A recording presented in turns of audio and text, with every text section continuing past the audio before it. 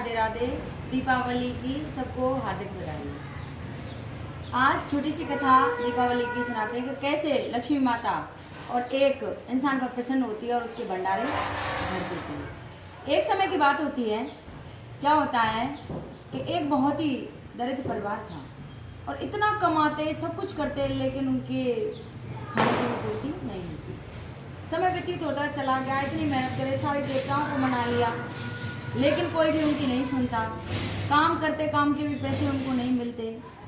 समय व्यतीत होता चला जाता है और एक दिन क्या होता है कि एक राजा था उसी देश का, और उसकी रानी का हार जो था और एक चील ले जाती है।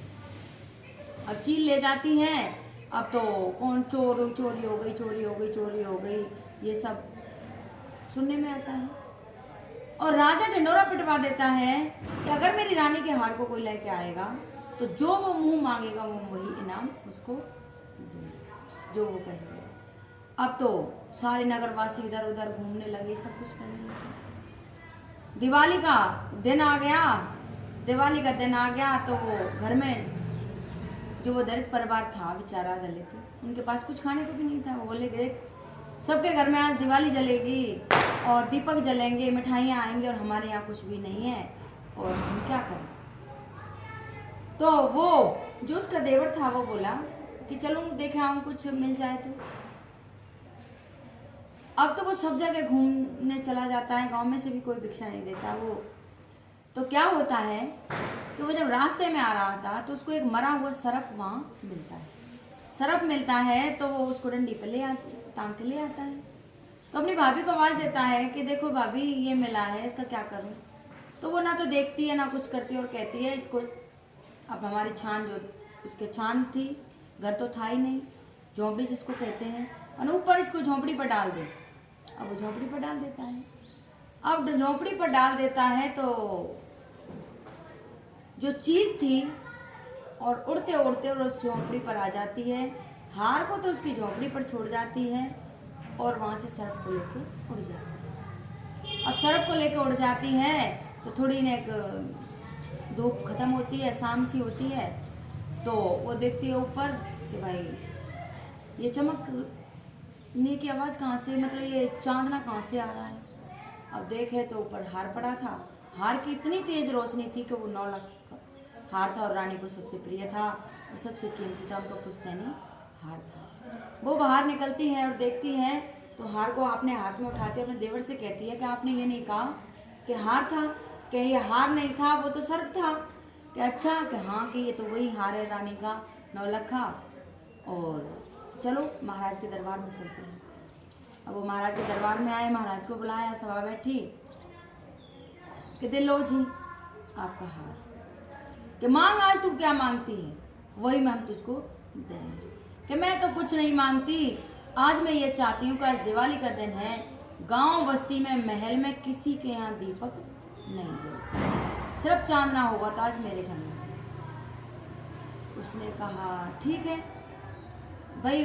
राजा ने प्रण किया था, प्रतिज्ञा ली थी कि जो कोई मांगेगा वही मैं दूंगा, तो आज किसी के यहाँ दीपक नहीं जलेगा, तेरी इच्छा है। अब तो सारे नगर में ढिंडोरा पिटवा दिया, तो किसी के यहाँ दीपक नहीं जलना चाहिए, अगर किसी के यहाँ दीपक जलेगा तो उसको मृत्युदंड दिया जाए।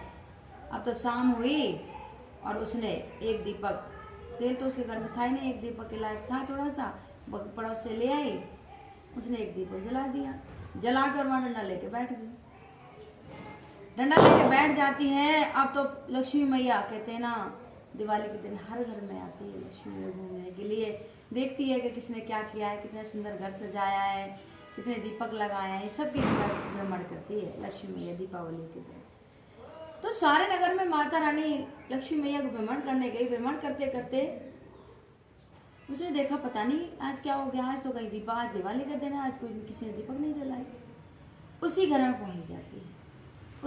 पहुंच जाती है और पहुंच के क्या देखती है कि वो औरत वहाँ बैठी है।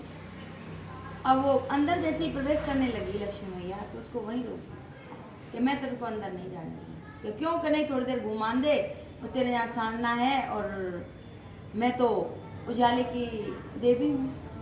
कि नहीं, मैं तेरे को अंदर नहीं जाने दूंगी, यहीं रह, पहले मेरी बात सुन और उसके बाद तेरे को अंदर दूंगी। उसने कहा बता, पूछ क्या चाहती है तू मेरे से? कि मैं ये चाहती हूँ, हम इतने दिन हो गए हमें भूखे प्यासे मरते मरते हैं, और सारे देवताओं की पूजा कर ली और हमें कोई गांव में से भी अन्न नहीं देता था, मेरे बच्चे भी भूखे रह रहे हैं, तो बताओ। और आज आप आई हो के मैं तेरे घर में जाना चाहती हूँ, कि मैं तो घर घर झकनी हूँ, सबके घर जाती हूँ, और तेरा अब तक का ऐसा ही समय था, तो मैं क्या कर सकती हूँ इसमें?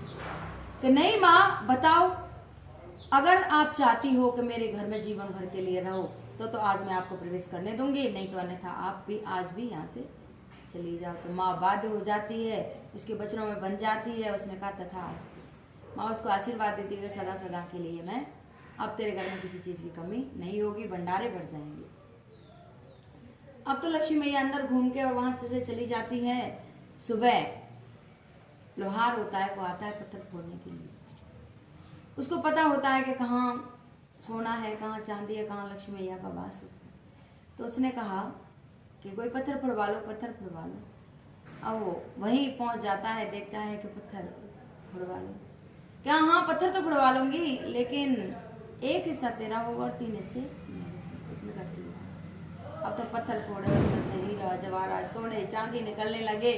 3 हिस्से उसको दे जाए, एक अपने आप ले जाए। लक्ष्मी मैया ने उसके भंडारे भर दिए, इतनी कृपा करी, उसके नौने दोबारे शुद्ध हो गए। हीरा जवाहरात से उसका घर जगमगा गया। हे लक्ष्मी मैया, आज दीपावली है, सभी पर अपनी ऐसी कृपा की दृष्टि बनाए रखना, सबके घर जाना, सबके बारे न्यारे करना, ऐसे ही अंधन की वर्षा करना। महारानी तू तो सबकी देवी है, और जो भी ये मेरी कथा सुन रहा हो, माता रानी उसकी सारी मनोकामना पूर्ण करना, लक्ष्मी का भंडारा भरना, लक्ष्मी गणेश के जोड़ा दोनों उनके घर जाना और उन पर अपनी कृपा दृष्टि करना। अगर किसी को ये कथा मेरी अच्छी लगी हो तो कृपा लाइक सब्सक्राइब जरूर करें। नीचे एक बेल आइकन का बटन है, उसको भी प्रेस कर दें, और कमेंट में लिखकर जरूर भेजें कि कथा कैसी लगी। जय जय श्री राधे राधे राधे।